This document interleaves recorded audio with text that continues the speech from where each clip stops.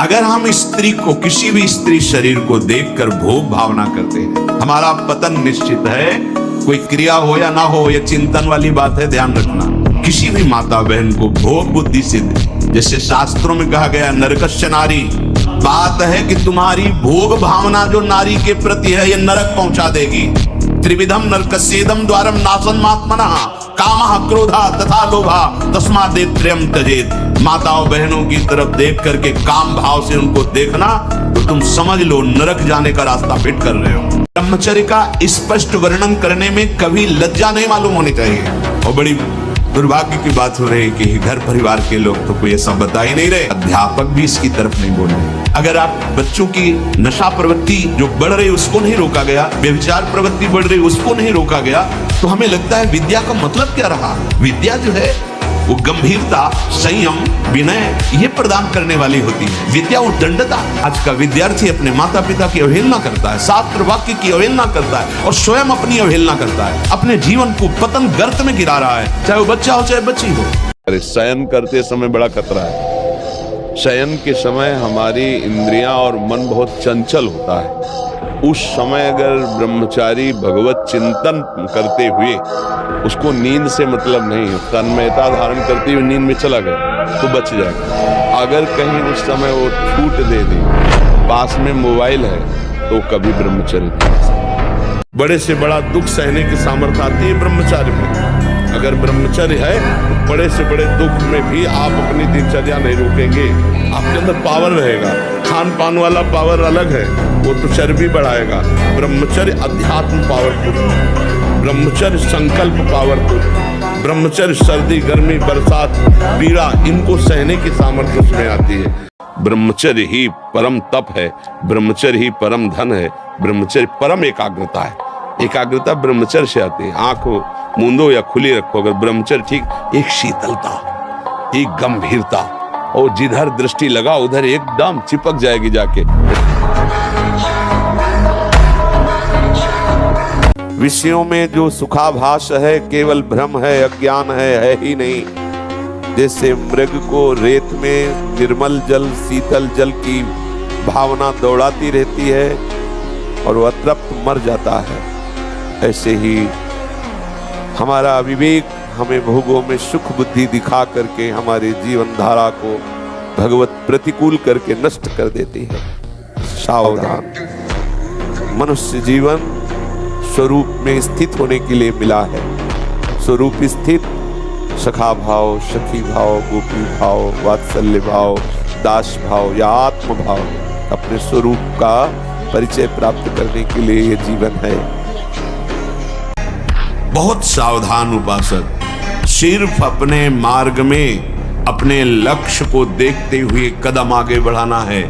आपके मार्ग के आसपास क्या हो रहा है आपकी दृष्टि नहीं जानी चाहिए। दृष्टि जाएगी फंस जाओगे। अपना लक्ष्य केवल सामने रखो। हम इतने डाउन क्यों हो रहे हैं? हम इतने उदास क्यों हो रहे हैं? हम इतने हार क्यों अपने को मान रहे हैं? हम भगवान के अंश हैं, भगवान हमारे स्वामी हैं। हम थोड़ा संयमी बने। आप जितना कसते जाओगे अपने आप को, उतने आप जितना ढीलते जाओगे उतने गिरते जाओगे। जितना कसते जाओगे उतने महान बनते जाओगे, और जितना ढीलते जाओगे उतने नीच बनते चले जाओगे। फिर आपका उत्साह भजन का नहीं रह जाएगा। इसलिए आप कसिए अपने आप को। देखो, जब हाथ से हम बुरा कर सकते हैं तो हम अच्छा भी तो कर सकते हैं। वाणी से हम बुरा बोल सकते हैं तो हम अच्छा भी तो बोल सकते हैं। यदि हमसे पाप आचरण हो रहे हैं तो हमें सामर्थ्य है, वही सामर्थ्य से हम अच्छे आचरण, पुण्य आचरण करेंगे, भगवत आचरण करेंगे। जीता तो है पर मुर्दे की तरह निस्तेज, उसमें उत्साह, उसमें शूरवीरता, ये सब क्षीण होने लगती है। आंखें धस जाती हैं और उसकी हड्डियां कमजोर होने लगती हैं, बाल पकने लगते हैं, झड़ने लगते हैं। थोड़ा भी परिश्रम या मेहनत करने पर हांफने लगना, थक जाना, दैनिक दिनचर्या बिल्कुल ठीक ना होना, चित्त में बहुत सी कुचिंताएं बढ़ जाना, थोड़ा सा दुख एक पहाड़ जैसा लगना, थोड़ा सा भय ऐसा लगना कि अब क्या होगा। भगवान परशुराम जी ने 21 बार अकेले संपूर्ण भूमंडल के राक्षसी स्वभाव वाले क्षत्रियों का विनाश किया। 21 बार घूम घूम करके अकेले फरसे से। क्यों? बाल ब्रह्मचारी। जहां देखो वहां ब्रह्मचर्य की महिमा प्रकाशित होती, तो ब्रह्मचर्य तो रहना नहीं चाहता कोई। और ये सब दवाइयां ववाइयां खा के थोड़ी बल बनता है। दवाइयां खा के बल नहीं बनता, बल बनता है संयम से, नियम से। अगर संयम नियम में रहो, नमक रोटी भी खाओ, तो आप अच्छे बलवान हो जाओगे, आपका शरीर आकर्षणकारी हो जाएगा। देखो ठाकुर हरिदास जी का जवान शरीर है, 3 लाख नाम रोज जप करते थे। हरे कृष्ण कृष्ण कृष्ण हरे हरे, हरे राम राम राम हरे हरे, ऐसे 3 लाख नाम जप करते थे। तो एक धनी मानी पुरुष वहां से निकला, ठाकुर हरिदास जी का चेहरा चमक रहा था भजन के प्रताप से। कहा तुम इसको भ्रष्ट कर सकती हो? वैश्या संग में थी, तो उसने कहा इसको तो देर नहीं लगेगी। उनका तुम भ्रष्ट करो, जितना तुम रुपया कहोगे उतना देंगी। वो श्रृंगार करके उनके पास एकांत कुटिया जंगल में बैठ गए। अब उनसे बात करना चाहती, वो बार बार कहते हरे कृष्ण कृष्ण कृष्ण हरे। एक दिन पूरा निकल गया, दूसरे दिन फिर श्रृंगार करके आई, वो भी दिन निकल गया। तीसरे दिन फिर 3 लाख नाम जप करना। वो यही कहते जब हमारा नाम जब पूरा हो जाएगा तब आपसे बात करेंगे। अब 3 लाख नाम जप करना और जोर जोर से हरे कृष्ण कृष्ण कृष्ण। 3 दिन नाम कीर्तन सुनने के बाद उसको लगा मैं कितनी नीच हूँ, ऐसे पवित्र आत्मा के प्रति ऐसी गंदी दृष्टि रखती हूँ। चरणों में लौट गए। जब लौट गई तब उन्होंने बंद किया। हाँ, तो उनका प्रभु मैं बहुत पापिनी हूँ, मैं वैश्या हूँ, मैं बहुत नीच हूँ। बोले कोई नहीं बात नहीं, भगवान कृष्ण सबका कल्याण कर देते हैं। हमारा कल्याण कैसे होगा? आई थी भ्रष्ट करने, बोले हमारा कल्याण कैसे होगा? बोले कृष्ण कृष्ण जपो, हरे कृष्ण जपो। वो वहीं कुटिया में बैठ करके भगवान नाम करने लगी। उस कुटिया को भी छोड़ दिया उन्होंने और कुछ नहीं हुआ। 6-6 घंटे पद्मासनों पर बैठे, हिल बिना हिले डुले, भीषण कष्ट हुआ पर उसे शांत। तो सुषुम्ना नाड़ी खुली, वीर ऊर्ध्वता में प्राणायाम के द्वारा प्राणों का संयम, शरीर को व्यायाम के द्वारा स्वस्थ, आसनों के द्वारा वश में कर लेना, आहार के द्वारा पवित्र बुद्धि करना, इंद्रिय भोगों का दृश्य श्रवण संभोग इनसे दूर रहना, इंद्रिया पवित्र, तब जाके वीर ऊर्ध्वगामी होता है। उसे कहते हैं अखंड ब्रह्मचारी। किसी भी देश में न पतिव्रता मिलेगी न यति मिलेगा, ब्रह्मचर्य का कहीं नामो निशान नहीं मिलेगा। ये भारत देश में ही मिलेगा। यहाँ ब्रह्मचारी मिलेंगे, यहाँ सती मिलेंगे, यहाँ प्राणपण से धर्म का पालन करने वाले मिलेंगे। अब हमारे जो नई पीढ़ी है वो आधुनिकता को स्वीकार कर रहेगी। गर्लफ्रेंड, बॉयफ्रेंड, कौन सा रिलेशन है, लिव इन रिलेशन, ये हमारे कहीं किसी भी धर्म ग्रंथ में लिखा हो तो आप बता दीजिए। नहीं, मूर्ति पूजा नहीं। क्यों नहीं? जब कण कण में ब्रह्म है तो मूर्ति ब्रह्म नहीं है। कौन सा तुम्हारा ज्ञान है? किस बात के लिए निषेध करते हो? तुम मूर्ति रूप से बोल रहे हो या अमूर्त रूप से? जो मन वाणी से अगोचर है वो अनुभव सबको होता है, चाहे भक्ति मार्ग से चले, चाहे ज्ञान मार्ग से चले, चाहे योग मार्ग से चले।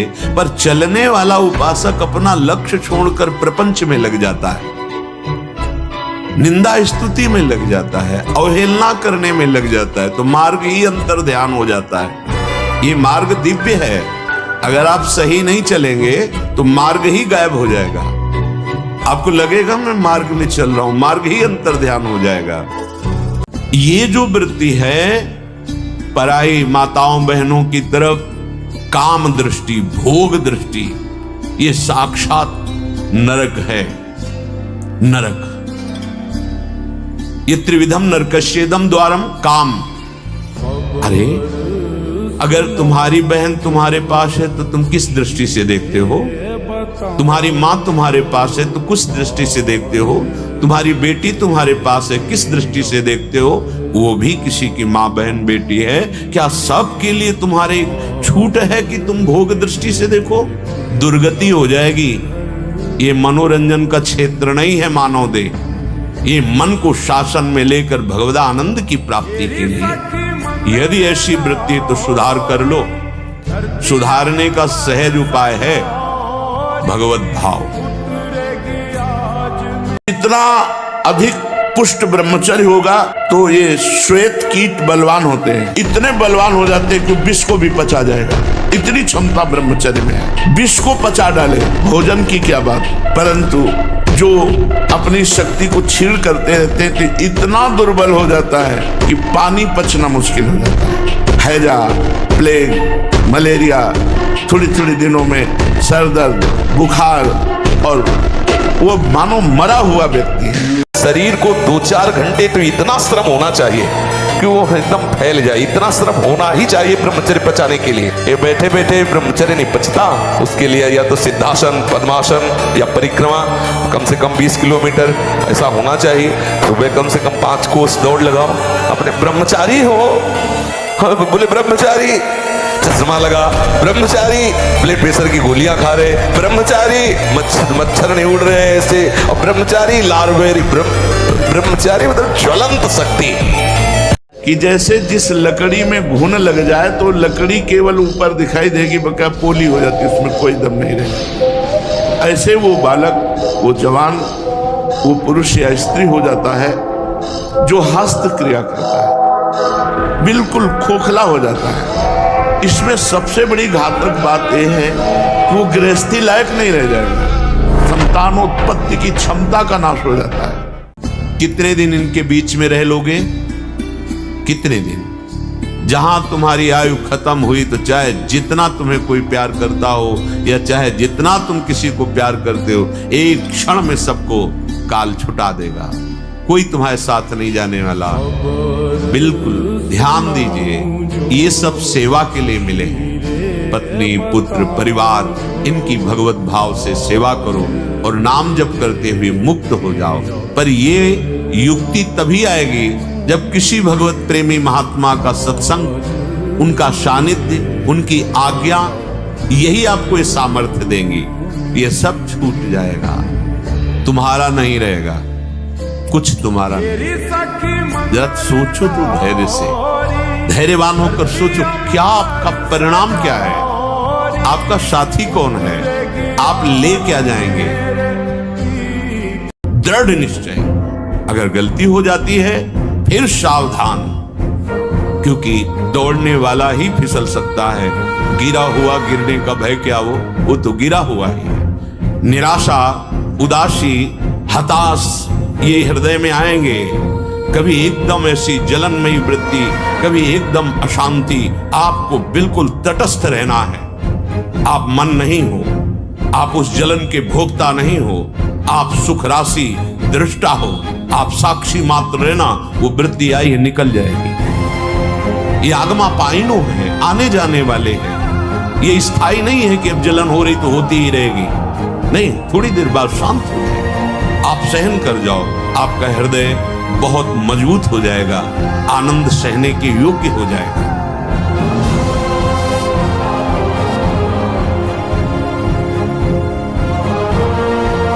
दर्शन से, संभाषण से, स्पर्श से दूसरों के पाप नष्ट कर दे। अपने आप कोई भी रोग, कोई भी शोक, कोई भी ताप उसे स्पर्श नहीं कर सकता। वो एकदम हर समय फूल जैसा रहता है, क्योंकि ब्रह्मचर्य स्थित है।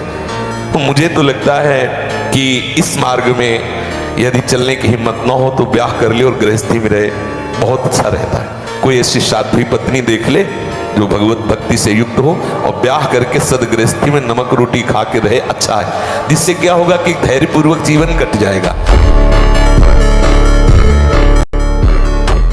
भोगों में सुख है, ये तुम बहुत बार भोग करके देख चुके हो कि आपकी जो चाहत है वो पूर्ण नहीं हुई, मतलब नहीं है, नहीं है, पक्का नहीं है। ये ऐसा माया का भ्रमात्मक जाल है, नहीं होते हुए भी हमें सुख का अनुभव हो रहा है। ये हमारी मलिनता का प्रतीक है। तो आप कहते हैं मुझे लगता है, तो तुम्हें क्या लगता है? तुम तो ऐसी मूढ़ता से युक्त हो जिसमें कोई लाभ नहीं है, जिसमें केवल पतन ही पतन है। ताश खेल रहे हैं आप, क्या है इसमें? न स्वाद है, न लाभ है, हानि ही हानि, समय की हानि। समय से बढ़कर कोई वस्तु नहीं है। नहीं, 4 दिन का भैया ये शरीर है, 4 दिन का समझो, इसके बाद जो गति होगी एक एक इंद्री का जब आप ब्रह्मचर्य संयम करोगे तब आपका वीर संयम होगा। ध्यान रखना, आप नेत्रेंद्री से गंदे चित्र देखें, श्रवणेंद्री से गंदी बातें सुने, वाणी से गंदी बातें बोले, रसेंद्री से गंदा भोजन करें और सोचे ब्रह्मचर्य रह जाएंगे। बिल्कुल नहीं, कदापि नहीं। ब्रह्मचर्य कोई खिलवाड़ नहीं है।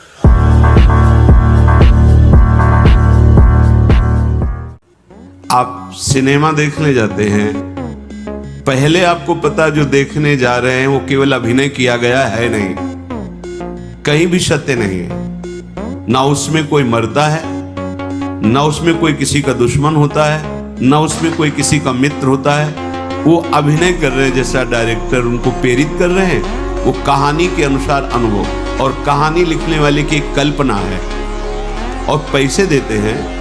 आप 3 घंटे अमूल्य समय बर्बाद करते हैं और जाकर उसका सुख भोग की भावना से दर्शन करते हैं और बहुत गर्व अनुभव करते हुए निकलते हैं। क्या मिला हाथ में आपके? आप बड़े बुद्धिमान बनते हैं।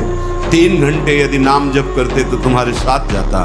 3 घंटे श्रीमद् भागवत का पाठ करते, भगवत गीता का पाठ करते, रामायण का पाठ करते, ये महान प्रेम में रसवाणियों का पाठ करते, आपके जन्म जन्म की बिगड़ी सुधर जाती।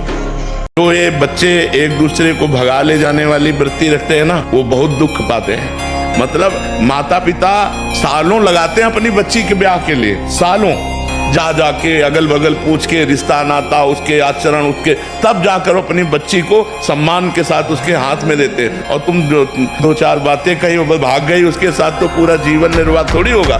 तो वो कैसा व्यक्ति स्वभाव वाला है? देखो, प्रेजेंट का स्वभाव अलग होता है, लेकिन हमारा एकांतिक जीवन कैसा है, हमारा पर्सनल जीवन कैसा है। तो जब आप किसी के पर्सनल जीवन में घुसेंगे तो आप खतरा पाएंगे।